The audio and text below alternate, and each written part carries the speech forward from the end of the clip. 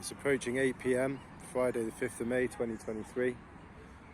Tomorrow, 6th of May, is the King's coronation. King George III will be crowned officially. But these protesters will be here, as many of them have been since Monday the 1st of May, before the Tuesday raids when 27 people were arrested. Since then, around another 6 have been arrested, so the arrest count so far is around 33.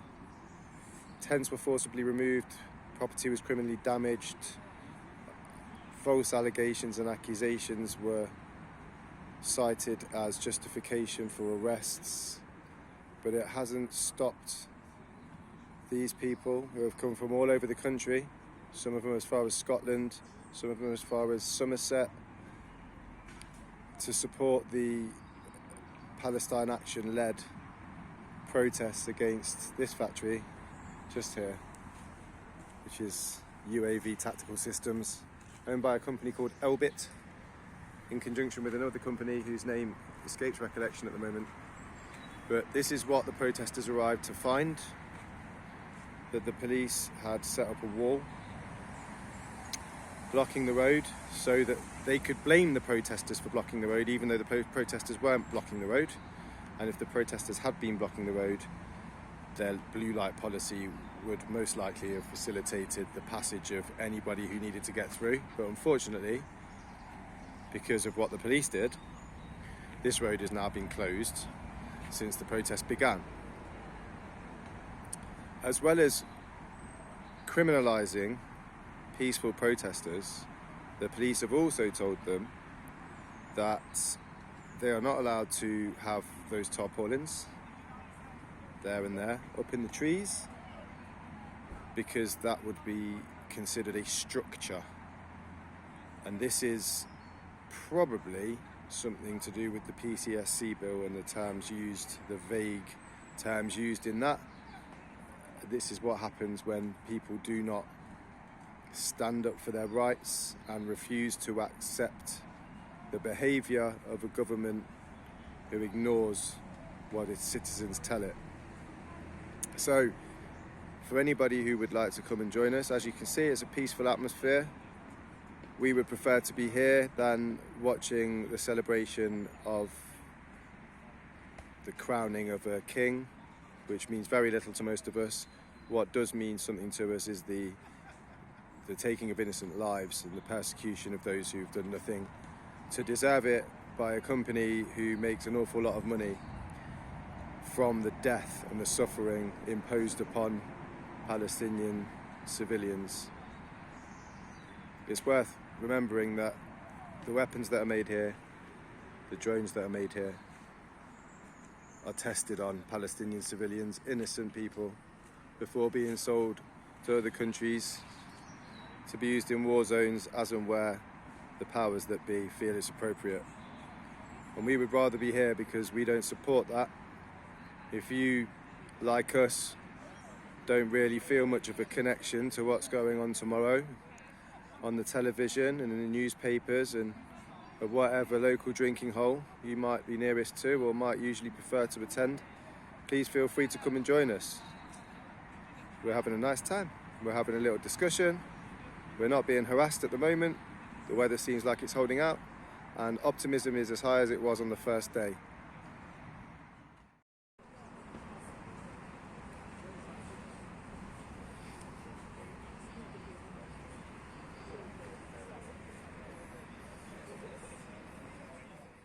So how long have you been here? I have been here since about the 1st. I was away one day to the police station support, and I was away one day for rest and then back. Okay. And can you explain to people who are watching this why you're here, just in brief language, so everyone's got the idea? I'm here because it's become really obvious that the government is not going to listen to us if we follow the avenues that they want us to follow. They're not going to listen to us petition, they're not going to listen to us write to our MPs, they're not going to listen to us lobby the government. We are not talking anymore, we're just doing what we need to do to shut down this factory. And this factory just, I mean, I know and I know you know, but just for anyone watching so they all get the gist of what the factory does. So this factory is half owned by Elbit and half owned by Palace, and those are both companies that sell weapons to Israel, basically. Elbit is actually Israel's biggest military supplier and provide 85% of their military drones. Okay, and what's the objective of the demonstration, of the protest? So right now what we're doing is we are just trying to make it unfeasible for them to keep running this factory. We're trying to shut Elbit down.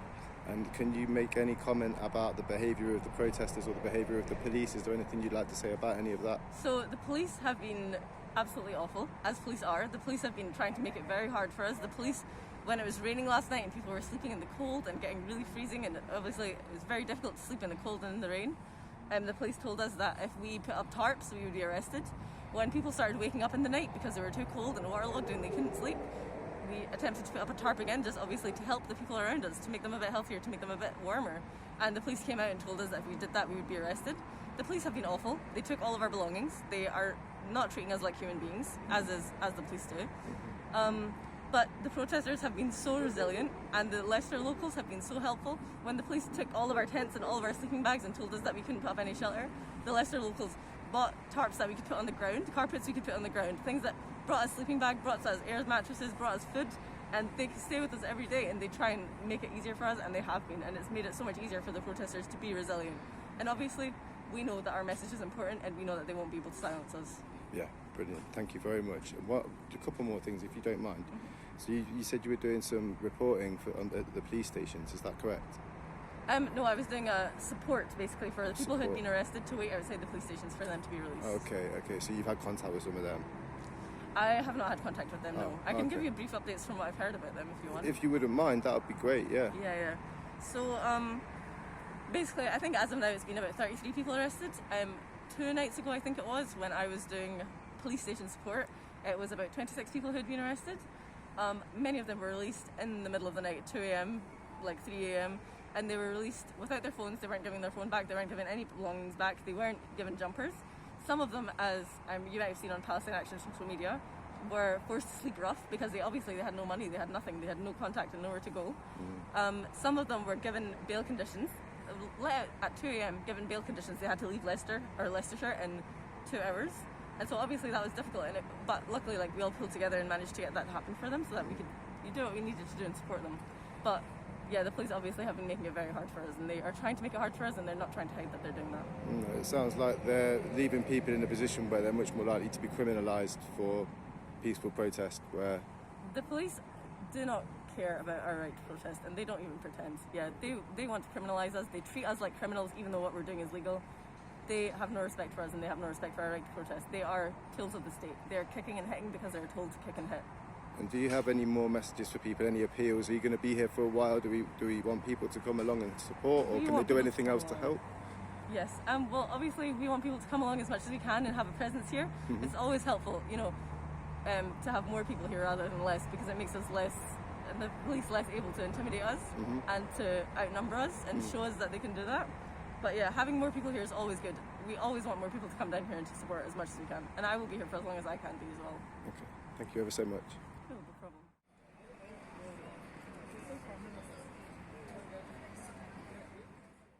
Hi, how's it going? Yeah, no, it's really good. Morale's really high. Yeah? I think we've battled all of the elements, not just police brutality, but rain and torrential rain at that, flood, water. We've had our tents stolen, we've had our house keys stolen, medication stolen, bags, items, personal items, spare clothes. But, we just keep coming through. So I think morale's really high. That's excellent. How long have you been here? This is my 5th day. Okay. So early on in the moment. And can you explain to people who are watching this who might not quite comprehend why we're here, what exactly is the idea behind this demonstration or protest? Yeah, well, it's really important to be here because the factory to my left is an Israeli arms factory which makes drones. Its flagship product is the Watchkeeper drone, and has been used to bomb Gaza and to kill hundreds of thousands of Palestinians. So it's really important to shut these places down. These are often in residential areas. There are 8 factories remaining. Palestine Action have managed to shut down 2 already. We have 10. Now we have 8. And they are making lethal munitions They have export licenses to prove that they are exporting the products back into Palestine and they're being reassembled there and then used to continue to oppress the Palestinians and other people across the world. It's really important that we are not complicit in making this weaponry that's being used to kill and maim and destroy people's lives. And the targets that they market on their website, these decisive targets they talk about destroying, those are actually civilians. The Palestinian people don't have a military, so when they talk about decisively bombing targets, they're talking about multi-story blocks and family homes, and people, multiple people in large families are being killed all in one go just from one payload being dropped from one drone. It's absolutely important that this factory is taken down and it's left, they leave. Okay, and what's going to happen in order for them to leave? How long will these protesters be here, and what is their intention whilst they're here? Can you tell people a bit about that? Yeah, the idea was that we would be here until Elbit leaves. And that is still an ongoing work in progress. But more than anything, for the community to continue putting pressure on this factory. This factory is in Leicester, so it's down to the Leicester community to come out and say, no, we don't want this factory here. So us being here, it's not just about us putting pressure on the factory to leave, it's about the community joining us and listening to our stories and listening to why the factory needs closing down, why we will continue to be here until the factory shuts. And have the community been supporting the cause? How have they been doing that? Yeah, it's been mostly the Muslim community have come out, and they have provided us with everything from hot meals to hot water to wash, towels, bedding, tarpaulins, blow-up mats to sleep on. They've replaced sleeping bags that the police have taken. They have gone out and got hot drinks for us. They've also replaced medications.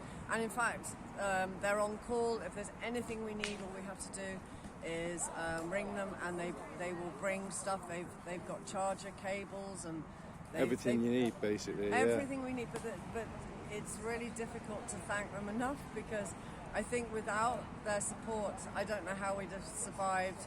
First, the police brutality, and also the fact that all of our stuff was taken, and then they came and replaced it all. They've been absolutely amazing. They've done Friday prayers here. In fact, they've come here every night and done Maghreb prayers, the evening prayers here, which has got everybody, everybody's joined in, and it's created a sense of community and unity, and we can talk to people that are, counsellors who come along and stuff. So it's really important that we just keep talking to people and keep bringing them here so they can get to know us and see that, it's not about being arrested. This is about shutting this toxic Israeli arms factory down. Because even while we've been here, 4 people have actually been murdered by drones. 4 Palestinians have died by drones. 8 Palestinians in all in the 5 days since we've been here have been killed. And five of those have been killed by drones, the very drones that are made here. Shut Elbit down! Shut Elbit down! Shut Elbit down! Shut Elbit down! AD. Yeah. Nice to meet you. Nice to meet you. And you have a connection to the campaign, is that correct? We've been involved for a long time working against this company. This is Elbit Systems. It's Israel's largest private weapons manufacturer. They have 10 sites altogether in England, and we were involved heavily in a campaign that was to shut the Elbit factory down in Oldham, and we were doing it for 5 years. We came in from Manchester, many people from Oldham, many people from around the north. We just didn't want to have the biggest gun runners in town building their weapons on these shores, and let alone any other shores. Frankly, I was in Gaza for 2 years. I was a teacher in university. 2 of my students were murdered by Israel. One of them, by then, she'd had 2 little babies, her mother-in-law and husband all killed with 1 bomb. And I was campaigning against the Elbit that make most of the drones. She was killed by a drone.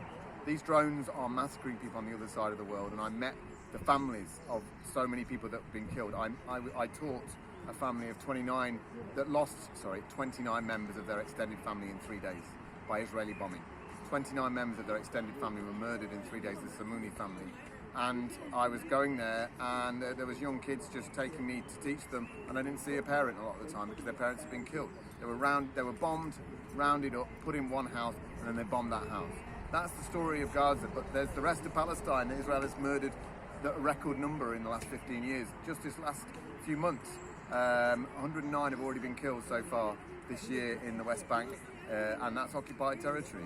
I mean, this is like they're building weapons that we know they're using on the civilian population, and the worst thing for me is that I know the families that are left behind.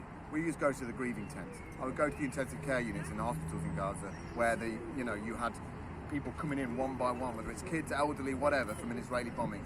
They are continuously imprisoning, bombarding and occupying an entire population, the Palestinian population, which is mostly kids. And believe me, their parents grieve like our parents grieve. It's very real. We went to one house and the mother, we just heard upstairs making noises because she'd broken down after her second son was killed. The father said he just takes care of her now. That's all that's left. And when you see what's left behind, and the screaming and the crying at the intensive care units, the grieving tents where you pay respects to the parents, this is what these weapons are doing, and they know that they're doing that. They've had weapons licenses. This one has, so is the one in Shenstone, so is the one in Oldham. It's all there, but they try and claim, oh no, we're not selling to Israel. They produce the parts, they put the parts together, and not only that, but they have had weapons licenses to use in Israel, and it's an Israeli company that tests its weapons on the civilian population. That's how they sell them. They say field tested. That's how, so massacring people increases their stock and increases the quality of their product. Why don't you make something that helps people? Why make these horrific weapons? It's a big bomb factory right here in the middle of Leicester. You're not doing anything about it when they're using them to kill kids and making money off of it. How can you do that? This is insane. This is insanity. And if there's a gunrun at the side of the street selling to known criminals, you're putting them in prison. So what about when they're selling weapons, making weapons of mass destruction, testing them on a population of mostly kids, and then selling them to the highest bidder, to the biggest brutes in the world, by the way, for lots of other horrible stuff that's going on? And you wonder why it all comes back on us. Stop it. Yeah. It's disgusting. It's insane. And the money they're making is off the scale. They're billionaires, a lot of these characters. And yet look at what they're doing to the world. It's disgusting. And I saw those mothers screaming and crying. If anyone else was in those hospitals like I was, I swear to God, they'd be right here. Even if these guys trying to secure the area had seen what I'd seen of what happened to the families afterwards, they would be here trying to shut it down. Because it's real. The horror is real. What happens to those families is real. The heartache every day is real. And I saw it up close. So don't anyone tell me that that's not going on, and it is. And then they're known. They're selling them to known mass murderers. That's what they're doing. That's the criminality.